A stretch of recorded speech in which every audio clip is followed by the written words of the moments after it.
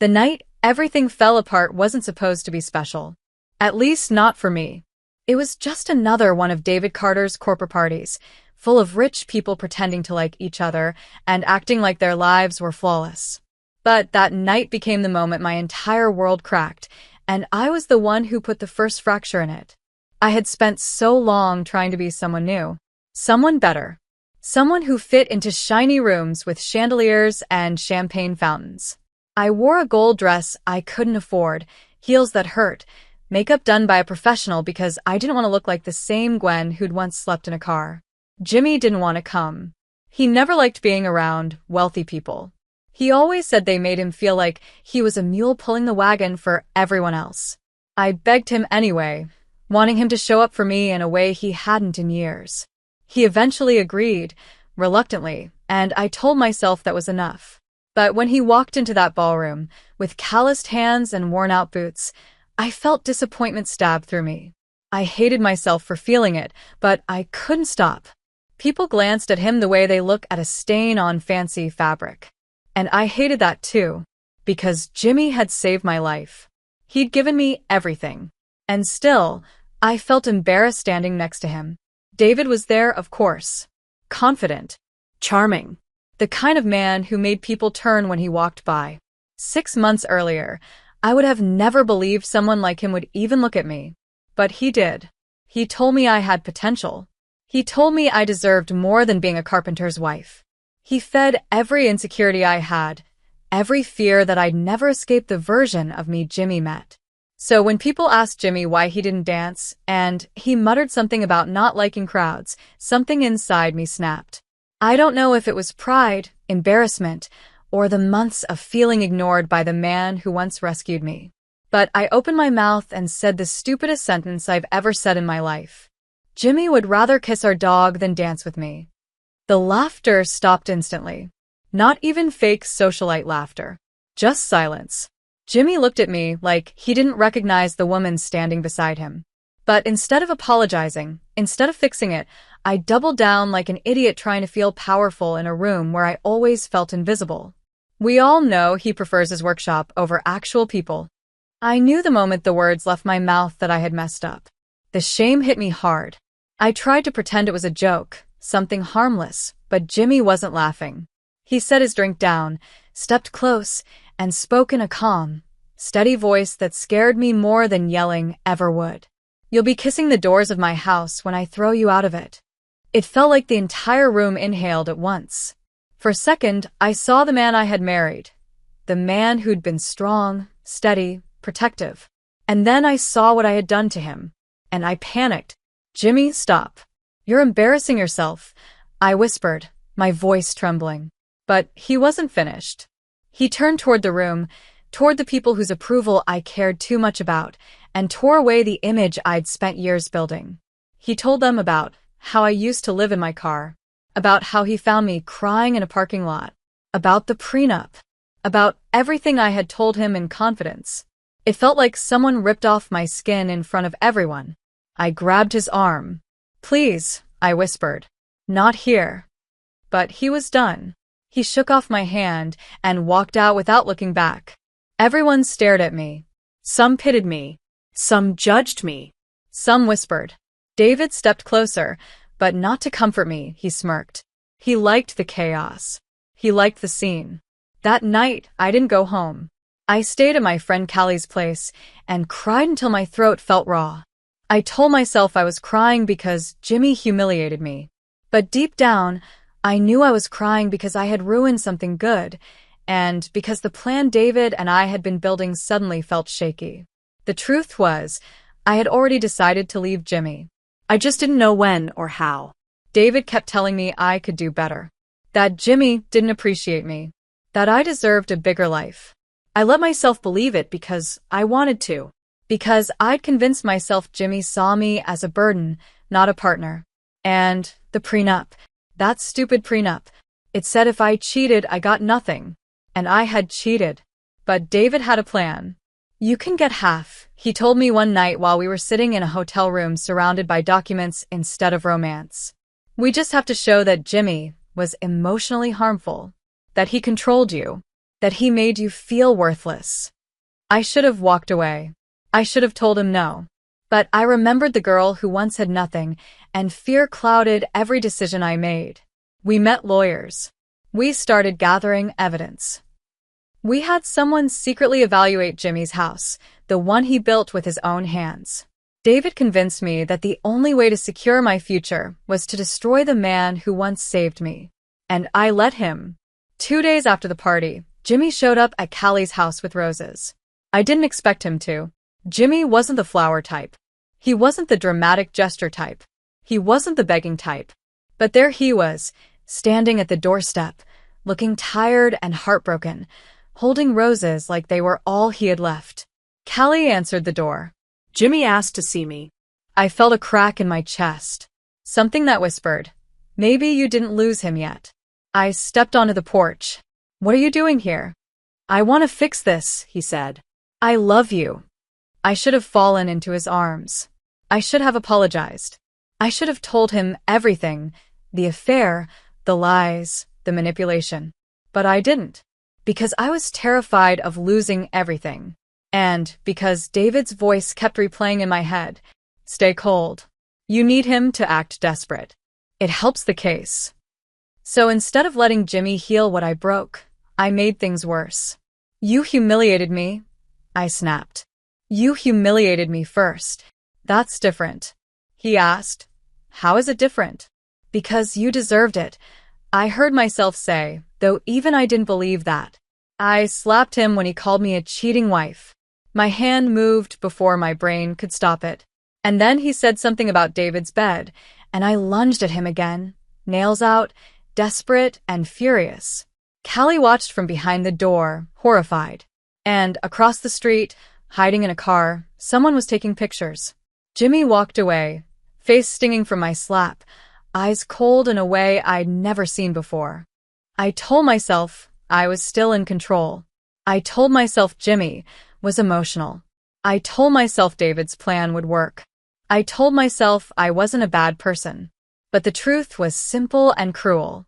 For the first time since the night he saved me, Jimmy looked at me like I was a stranger. And he wasn't wrong. I was becoming someone I didn't recognize. Someone who didn't deserve him. Someone who was about to lose everything. And I had no idea that Jimmy was already planning a war of his own. I didn't know Jimmy had gone to see a private investigator. I didn't know that from the moment I slapped him on Callie's porch, he stopped being the man trying to save our marriage and became someone preparing to defend himself in a war I had started. I thought I still had control. I thought David still had the upper hand. But 2 days after that confrontation, everything in my life began slipping faster than I could hold on. David told me not to worry. He said Jimmy was predictable, emotional, easy to manipulate. But that wasn't Jimmy. Not the real Jimmy. The man David described was a version of him I had invented to justify everything I was doing. The truth was Jimmy was many things, but stupid was not one of them. The next morning, David picked me up in his Porsche, and we drove to a law office downtown. He was talking fast, confident, explaining how our claim against the prenup would work, how the firm specialized in cases like ours, how wealthy husbands always cracked under pressure. He made it sound so simple, like all we had to do was follow the steps, and everything Jimmy built would belong to me, and eventually to him. I listened, nodded, pretended to be strong, but inside I felt sick. I couldn't erase the look on Jimmy's face when he held those roses. I couldn't forget the sting of the slap I'd given him, the way his eyes had gone hollow. I couldn't forget that he had once held me like something precious, not something that could be replaced. But I pushed those thoughts down. I had convinced myself that Jimmy didn't love me anymore, that he barely even liked me, that he saw me as a burden. And if that was true, then taking what I could was just self-defense, wasn't it? The law office was cold and modern, all glass and steel. The attorney we met, some expensive divorce shark in a gray suit, barely looked at me during the consultation. He spoke to David the entire time, referring to me only when he needed details for the narrative we were building. It should have bothered me, but it didn't. I was too busy rehearsing the lies I told myself until they felt like truth. The lawyer said our case would be strong if we could show Jimmy was emotionally damaging. Document everything, he said. Record fights. Record passive-aggressive remarks. Save every text. Gather witnesses. David nodded like it was all part of a business investment. I should have run. I should have gotten out of that office and gone home. I should have told Jimmy the truth. But I didn't. Instead, I let David steer me like a puppet. And I convinced myself that once everything was over, my life with him would be better. More glamorous. More worthy. That illusion shattered 3 nights later. It began with a phone call. I was staying at Callie's house, scrolling through messages from people pretending to be worried about me while secretly enjoying the drama. Callie was in the kitchen opening a bottle of white wine when her phone buzzed on the counter. She glanced at it and said, "It's Mason." David. He wants to talk to you." I walked outside onto the balcony with the phone. "Hey," I said, trying to keep my voice steady. "We have a problem," David said. "Jimmy's trying to corner me." What? How? He called my office asking for a meeting. A business discussion. He's trying to trap me. Probably wants to negotiate or record me. My stomach tightened. "What are you going to do?" "He wants to meet at one of his construction sites tomorrow night." "He knows," I whispered. "Of course he knows. He's smarter than you give him credit for." There was a sharpness in David's tone that made me wince. "What do we do now?" I asked. "We stick to the plan. Make him look unhinged. Keep distance. No contact unless absolutely necessary." But he sounded different. Not calm like before. Not confident. It was the first time I heard fear in his voice. When I hung up, I felt a cold pit forming in my chest. Something was shifting and I didn't like it. The next 24 hours were thick with silence. I tried texting David twice, no response. I checked Jimmy's social media. He hadn't posted anything. I called Callie's husband pretending I needed help with paperwork. He told me Jimmy had been seen talking to some ex-cop. My blood went cold. Jimmy wasn't emotional. He wasn't confused. He wasn't hurt. He was preparing. The next night, I couldn't sleep.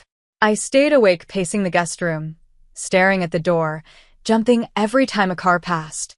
I didn't even know where Jimmy and David were meeting, but I felt something was about to break open. Around 10 p.m., my phone buzzed with a text from an unknown number. He called my wife. She knows. My heart dropped.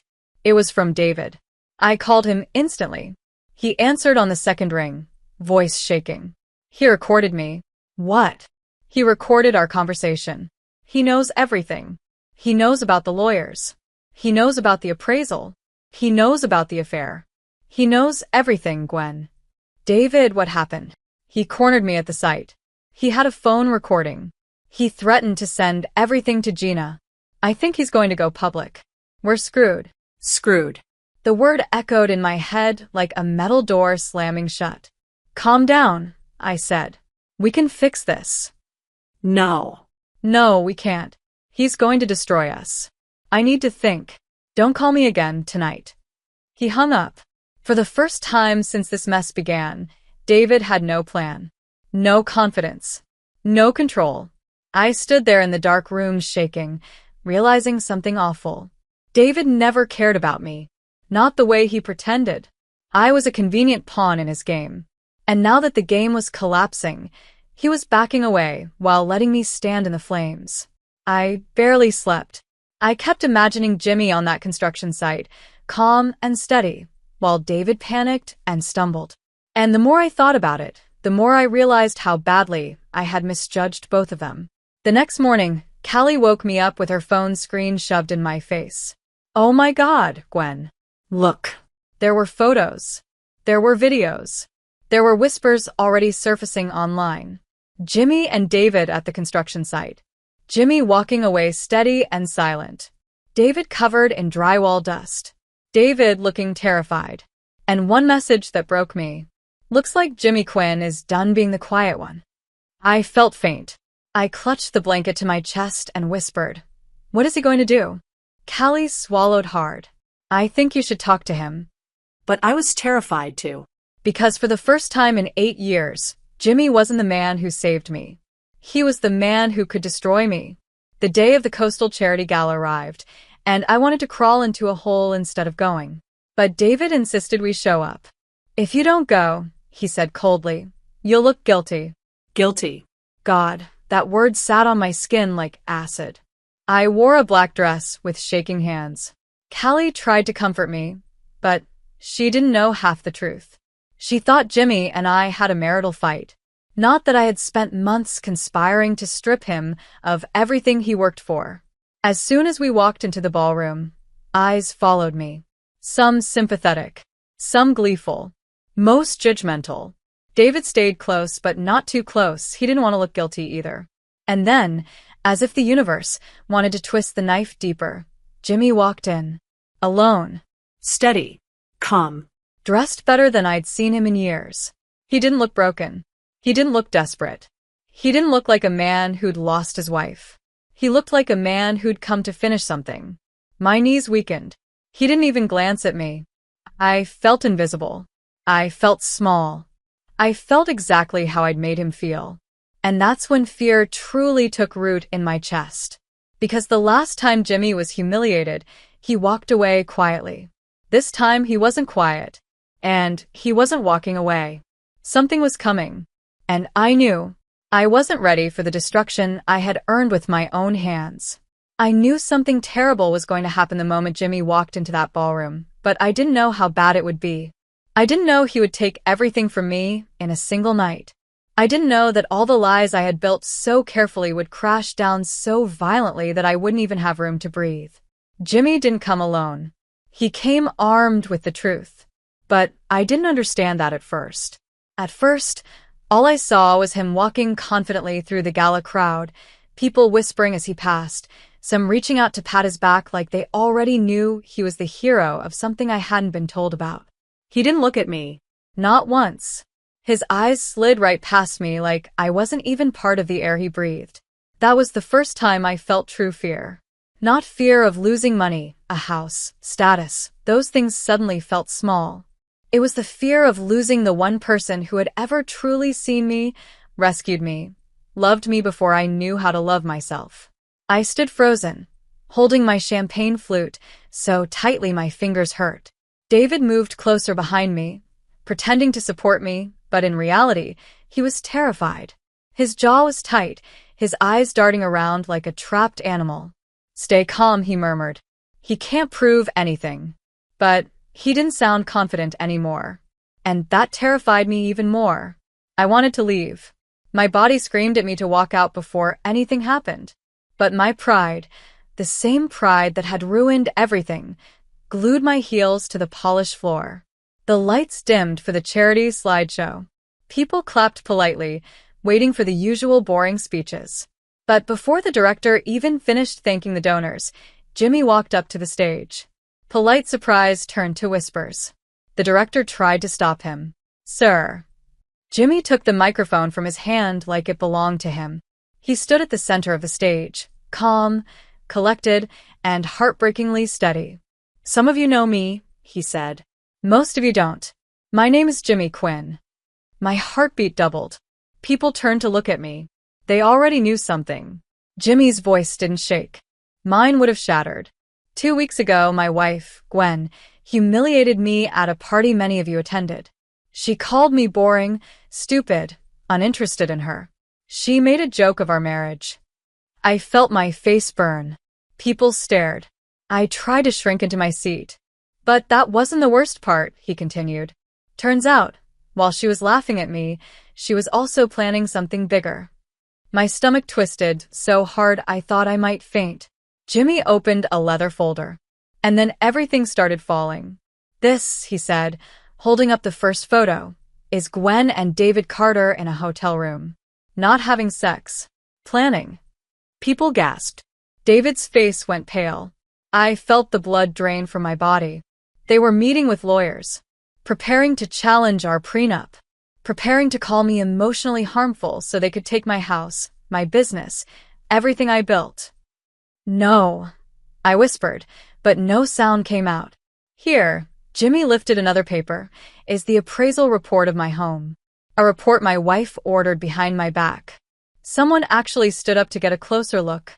David muttered, "He's bluffing." He's bluffing, but his voice shook. Jimmy's eyes were on the crowd. Not once did they land on me. And here, he said, pulling out his phone, is a recording of David confessing to the plan. Before anyone could react, the ballroom echoed with David's voice. She signs under duress. The prenup gets thrown out. Then she gets half. And when she does, we take everything Jimmy has. People reacted instantly, shouting, whispering, pointing. David tried to stand, but he couldn't move. People blocked him in. And I sat there shaking. Every lie I told myself began unraveling at once. But Jimmy wasn't done. He read messages David sent me. He exposed every meeting, every whisper, every detail. And then, like a final knife to my ribs, he said, 8 years ago, I found Gwen crying in her car outside a grocery store. She was homeless. Lost. Scared. I took her home. I gave her everything. And she tried to take everything from me in return.